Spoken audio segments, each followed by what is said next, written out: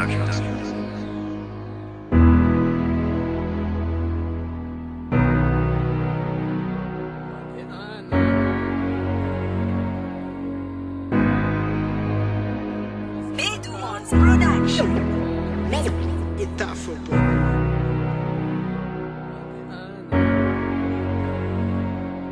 Tsisitaka no foko baby alakilano nefa nifokotra ny fijaliagna zanandeny ilozanao zaho gaga amitoetra nataonao lany fagnany nefa kory mo atao tsy anjary antsika roa mahatonga anao nialaza tsy fanagna mbola angamba mety tsy tiavanao zaza mijaly nandiniky fera antsika za mijaly mbo oviagna mbo ahita tsy manino bebe aretako zay maazana sanandra na de maro aza didy fa lela tsy maintsy mitraka za tsokivy na mafaiky ro nangivy za tsokivy andro raiky mbola hita tsy manino na mijaly fa andro raiky mety falra mbola misy koa voalohany tsy maintsy misy fiafarany za tsokivy za tsokivy hanana kwande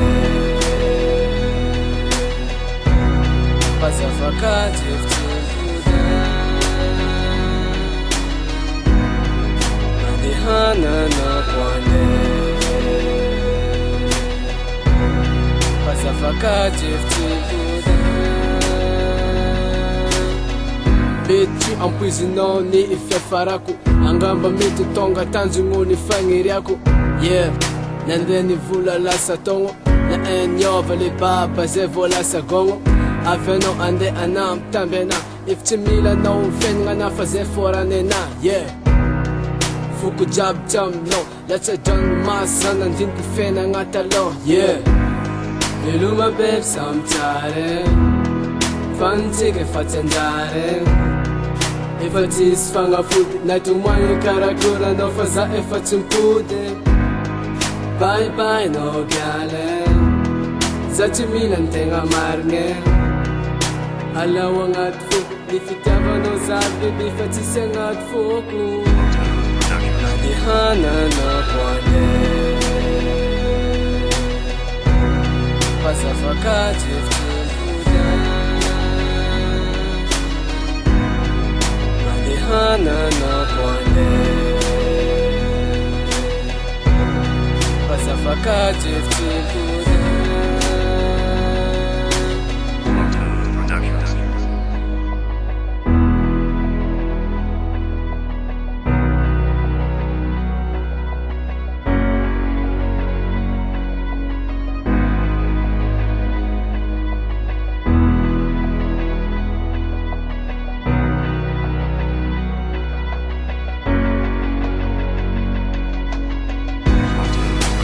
hanana kwande pasafakati ftimpuda nadi hanana kwande pasafakati ftimpuda nadi hanana kwande pasafakati ftimpuda nadi hanana kwande